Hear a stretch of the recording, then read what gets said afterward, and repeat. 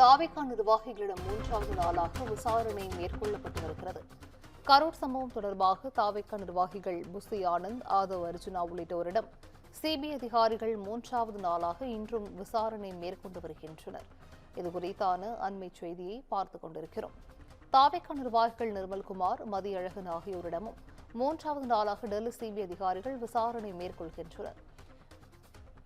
Delhi CBI அலுவலகத்தில் கடந்த 2 நாட்களாக தாவேகா நிர்வாகிகள் புசி ஆனந்த், ஆதவ் அர்ஜுனா, நிர்மல்குமார், மதியழகன் ஆகியோரிடம் சிபிஐ அதிகாரிகள் விசாரணை மேற்கொண்டு வருவதாக தெரிவிக்கப்பட்டிருக்கிறது. கூடுதல் விவரங்களை செய்தியாளர் சிவகுமார் வழங்கிட கேட்கலாம். சிவகுமார், தாவேகா நிர்வாகிகளிடம் இன்று மூன்றாவது நாளாக விசாரணை மேற்கொள்ளப்பட்டு வருகிறது. இது குறித்தான விவரங்கள் சிவகுமார். தமிழக வெற்றிக் கழகம் தரப்புல நடத்தப்பட்ட பரப்புரை, அதாவது கடந்த செப்டம்பர் மாதம் 2025ஆம் ஆண்டு நடைபெற்ற பரப்புரை, அதாவது கரூர் பகுதியில் நடைபெற்ற இந்த பரப்புரை நெரிசல்ல ஏறத்தாழ 41 பேர் உயிரிழந்தாங்க. 39 பேர் மருத்துவமனையிலையும், 2 பேர் 39 பேர் அந்த சம்பவ இடத்திலையும், 2 மருத்துவமனையிலையும் உயிரிழந்தாங்க. இந்த சம்பவமானது தொடர்பாக ஏற்கனவே பல்வேறு கட்டங்கள்ல அதிர்ச்சியை ஏற்படுத்தியிருந்தது. முதல் கட்டமா தமிழ்நாடு அரசு என்ன சொல்லியிருந்ததுன்னா, இதை எஸ்ஐடி அமைத்து அதன் அடிப்படையில நாங்க விசாரணை பண்றோம் அப்படின்னு சொல்லியிருந்த நிலையில உயர்நீதிமன்றத்தின் மதுரை கிளை முதல்ல இதுக்கு உத்தரவு சரி அப்படின்னு சொல்லி உத்தரவு பிறப்பிச்சிச்சு. ஆனா இதை எதிர்த்து தொடரப்பட்ட வழக்குகளை விசாரித்த உச்சநீதிமன்றம் அக்டோபர் மாதம் 13ஆம் தேதி இந்த வழக்கை சிபிஐ விசாரணைக்கு மாற்றிச்சுங்க.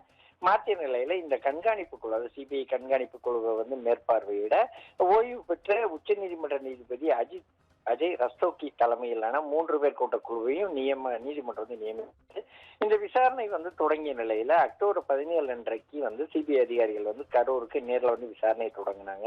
கரூரில் உள்ள டிவிசி அலுவலகம், அதே மாதிரி பனையூர் பக்கத்துல உள்ள கட்சி தலைமை அலுவலகத்திலையும் சிபிஐ தரப்பு விசாரணை மேற்கொள்ளப்பட்டது.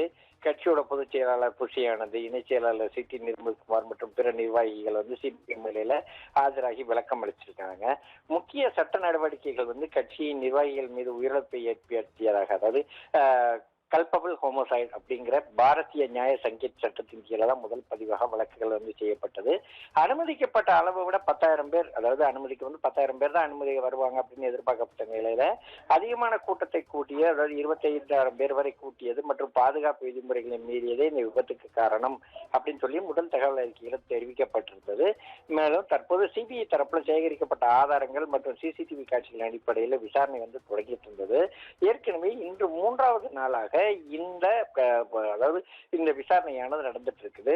இந்த விசாரணையில புஷி ஆனந்த், அதே மாதிரி ஆனந்த் அர்ஜுனா, ஆதவ் அர்ஜுனா, அதே மாதிரி நிர்மல்குமார், மதியழகன் ஆகியோர்கிட்ட சிபிஐ அதிகாரிகள் இன்னைக்கும் டிசம்பர் 31 இன்னைக்கும் விசாரணை நடைபெற இருக்குது. இது தொடர்பாக உச்சநீதிமன்றத்தோட உத்தரவின் அடிப்படையில் சிபிஐ அதிகாரிகள் இன்று 3வது நாளாக விசாரணை நடத்திட்டு இருக்கிறாங்க. முதற்கட்ட விசாரணையில தற்போது சிபிஐ தலைமை அலுவலகத்தில் முதற்கட்ட விசாரணை கரூர் நடத்திய அதிகாரிகள் தற்போது இதை சிபிஐயோட தலைமை அலுவலகத்துல அடுத்த கட்ட விசாரணை மேற்கொண்டுட்டு இருக்காங்க. சிபிஐ அலுவலகத்தில் கடந்த 2 நாட்களாக தாவேகா நிர்வாகிகளான புஷி ஆனந்த், ஆதவ் அர்ஜுனா, நிர்மல்குமார், மதியழகன் ஆகியோர்கிட்ட விசாரணை நடத்திய நிலையில கரூர் ஆட்சியர் தங்கவேல், அதே மாதிரி கரூர் எஸ்பி ஜோஷ் தங்கையா உள்ளிட்ட அதிகாரிகள் கரூர் துயர சம்பவம் குறித்து தற்போது சிபிஐ அதிகாரிகள் விசாரிச்சுட்டு இருக்கிறாங்க. விசாரணை இன்னைக்கு 3வது நாளாக நடைபெற்று இருக்கிற இந்த சூழ்நிலையில இன்றைய விசாரணைக்கு தாவேகா நிர்வாகிகள் மற்றும் அரசு அதிகாரிகள் ஆகியோர் ஆஜராகி இருக்காங்க.